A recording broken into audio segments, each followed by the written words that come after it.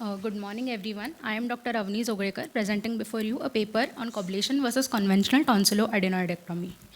So, as we all know, the tonsils and the adenoid, or the nasopharyngeal tonsil as it is called, form a part of the Waldeur's lymphatic ring, and they form the body's first line of defense as part of the immune system. Tonsillar and adenoid hypertrophy is one of the major causes of nasal obstruction and recurrent URTIs in children. Hence, tonsilloadenoidectomy is the most routinely performed surgery in recent years. Traditionally, the conventional snare dissection and curettage method was used. However, advancements in technology have led to the emergence of alternative methods. The recurrent infections of nose and throat lead to the following symptoms: nasal obstruction, mouth breathing and snoring, nasal discharge, recurrent sinusitis, sore throat, difficulty in swallowing, earache, referred pain from the tonsils, fever, cough, which lead to the appearance of a typical adenoid facies with an elongated face, dull expression, open mouth, highly arched hard palate, prominent and crowded upper teeth, etc. The indications of tonsilloadenoidectomy are recurrent infections, adenotonsillar hypertrophy, obstructive sleep apnea, chronic upper airway tract obstruction, peritonsillar abscess, tonsillitis, tonsilloliths, suspicion of malignancy, and other associated ENT infections. Broadly, methods of tonsilloadenoidectomy can be classified as cold techniques and hot techniques. In cold techniques, we have the traditional curettage and snare dissection method, guillotine knife, microdebrider, harmonic scalpel, cryosurgery, and in hot techniques we have the coblation method, electrocautery, radiofrequency, and laser method. Today we are going to focus on the coblation method. The principle of coblation technology is to use radiofrequency energy to create a low temperature plasma field that breaks down molecular bonds in cells. The medium is dissociated into free sodium ions, leading to tissue dissociation. This reaction is achieved at 60 to 70 degrees Celsius, and continuous isotonic saline irrigation is done to avoid heat-related tissue damage.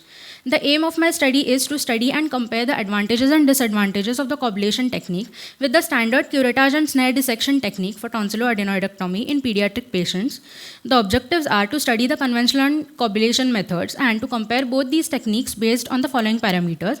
First is intraoperative bleeding, postoperative pain 8 hours after surgery and on day 8, and the overall recovery of the patients.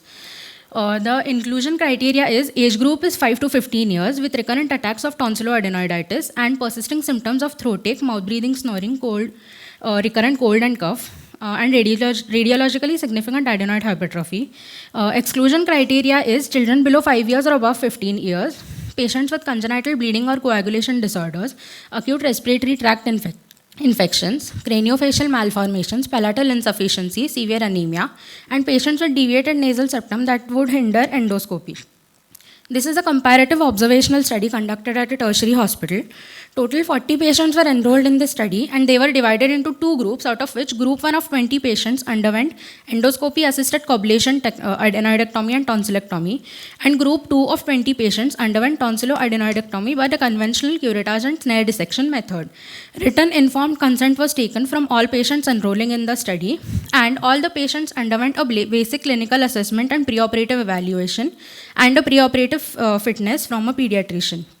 So the group 1 underwent the coblation method, wherein a pediatric nasal endoscope was used along with a video camera for direct visualization of the nasopharynx, and the nasal cavities were examined, and the precise wand was chosen that could reach all the areas of the nasopharynx and that was introduced transorally. Care was taken not to injure the surrounding structures like the uvula, soft palate, eustachian tube opening, etc. The tonsillectomy was done by holding the tonsil by tonsil holding forceps and pulled medially. By using coblation, the anterior pillar was incised till reaching the tonsil capsule. Then the tonsil dissected till reaching the inferior pole starting from the superior pole. The second group underwent the conventional cold curettage and snare dissection, wherein adenoidectomy was done with a St. Clair Thompson's adenoid curette, and tonsillectomy was done with the Eves tonsillar snare. The tonsil was held at its upper pole and traction was applied downwards. Now wire loop of the tonsillar snare is threaded over the tonsil onto its pedicle, tightened, and the pedicle is cut and the tonsil is removed. Bleeding points were tied with silk. Post-operatively, both these techniques were compared based on, firstly, intraoperative bleeding. The sterile swab weights before and after procedure were measured, and the collection in the suction bottle was also measured. The post-operative pain 8 hours after surgery and on 8th post-op day was measured by a visual analog scale, wherein 0 was no pain and 10 was the worst possible pain. And the number of days that the child took to return to normal staple diet and to return to school was recorded. The patients were asked to follow up after 1 week, and the parents and guardians were asked in detail about patients' recovery and return to their daily activities. Comparative analysis between both the groups led to the following results. Firstly, intraoperative blood loss. In group 1, we see there's a statistically significant difference between group 1 and group 2 regarding intraoperative blood loss. The group 1 showed lesser blood loss. Similarly, the overall recovery of the patients was faster. Regarding post-operative pain, the post-operative pain on 8th day was statistically significantly less in group 1 than in group 2. However, post-operative pain 8 hours after surgery did not show a statistical significance, but it was consistently lower in group 1. The conventional snare and dissection technique is still widely used in India due to its low cost, convenience, and availability of instruments in peripheral areas. To conclude, the coblation tonsilloadenoidectomy is an easy to learn, safe procedure with significant advantages in terms of reducing post-operative morbidity as well as decreasing the chances of injury to neighboring structures. Thus, it should be routinely considered to be used in all cases. Stalwarts like Nalasimham et al., Mittig et al., Jat et al., Goel et al. Showed similar results as in like my study, which showed intraoperative blood loss was lesser in coblation method than in the conventional method. Also, the patients recovered much faster in the coblation method. Coblation is an easy to learn and extremely fast and efficient. Tonsilloadenoidectomy that uses coblation is designed to reduce intraoperative bleeding and postoperative pain without the discomfort and inconvenience associated with traditional surgery. Hence, it should be considered for all patients undergoing tonsilloadenoidectomy to avoid the disadvantages of conventional surgery. These are my references.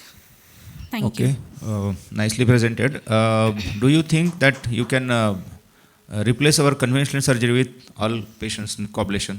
Is it possible in all institutes? Sir, in the Indian scenario, it is not practically possible because in a lot of peripheral areas, there is a limitation of the availability of instruments. Also, the cost is much higher in the coblation method than in the conventional So in method. teaching institutes still, as Yes, per your yes. say, Yes, sir. cold method. Actually, there is nothing like cold and hot. Actually, say like cold method, hot method. These are the terms used by our MBBS students. And even that, it's not like Yes, cold. sir, it is broadly classified. Secondly, it's not you, the I scientific. want to highlight your comparative variables, group 1, group 2. You mentioned intraoperative blood loss, post-op pain. So, your observations are that coblation has a better benefit to the Result. patient compared to the Yes, snare wire. Okay. What can be the reason for that? Sir, in the coblation method, when we are coblating, there are two modes in the coblator. Firstly, the ablation mode, and the second is the coagulation mode. As and when we use the ablation mode is basically used for coblator, and along with it, the blood vessels that starts bleeding can be immediately coagulated on the coagulation mode. So there is not much bleeding during Do you surgery. think one more variable like technical skill or training for this coblation is, I think it's a issue, I think. So this also can be included in your variable. How much is, yes. Yes. Some people are doing coblation tonsillectomy with the help of microscope. In fact, Dr. Meghnad from Hyderabad. Yes, you are also doing. And he has done a lot of, I think. So, do you think that there is some advantage if you use a microscope while doing a coblation tonsillectomy? And secondly, second question is, some people, they said you should ligate the lower pole. Even if you are doing coblation tonsillectomy, is it required to ligate the lower pole? Sir, microscope does have its advantages that we can directly visualize. In my study, I have used the endoscopy assisted coblation method. Also, it is necessary to ligate the lower pole in coblation as well as. Sir is asking about tonsillectomy. So for every tonsillectomy, have you used an endoscope in one hand and done by tonsillectomy by other hand, or some assistant is using or holding. What is that? No, sir. A single surgeon has operated with endoscope using one hand and cobblator using the other hand. Then how But is the retraction possible? Sir, we are asking about tonsillectomy. We are not asking about adenoid. You did adenoid with endoscope in one hand, that's okay. What was done while doing tonsillectomy? Tonsillectomy with microscope.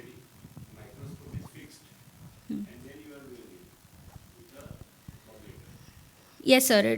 Then it will definitely help. Yes, sir. The microscope will definitely help in Better and better are the visualization. instruments, less and less will the complication. This is what I think. is- Ideally, the endoscopic, this is for a suggestion, endoscopic, endonasal, any powered instrument used, adenoidectomy is being done, because while doing a snare, conventional method, you are not able to visualize the Visualize. nasopharynx. Yes, sir. So that's the first advantage. Second thing, you can remove till, that's an extent of the adenoid surgery, because that is not being felt, it is just a feel and palpation. I have started with the feel and palpation, but now what is required is about the extent. So this is only one question is, you mentioned there is a difference between the bleeding, it's around 23 ml in say this. What may be the cause of that? Because in adenoid that much is not the bleeding difference. Why could be the difference could be 23 and 46 only? It has to be 10 ml in one group or 50 ml in other group. What could be the difference? What could be the cause of that much amount of bleeding in this surgery with coblation? Sir, I have used the summation values of tonsillectomy and adenoidectomy. So the total bleeding was calculated. That was the mean bleeding, that was 23 ml for the group 1. Maybe that skill must have been better, best skill. So less blood.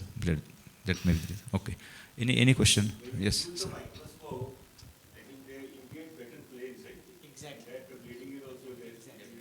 Yes, sir. Definitely. Want to make one point. There are people for coablator. There are people against coablator. This is not a question actually. Yes. But the people who are against coablator talk about secondary and reactionary hemorrhage. That is main concern. It is accepted that there is no bleeding, there is no pain, that is accepted facts. The study should focus on what was the incidence of reactionary and secondary hemorrhage. That is the main thing that is really preventing surgeons to Yes. take up coablator. Yes. Thank you. Yes. Okay. Thank you. Thank you. Thank you, everyone. Next speaker. Thank you.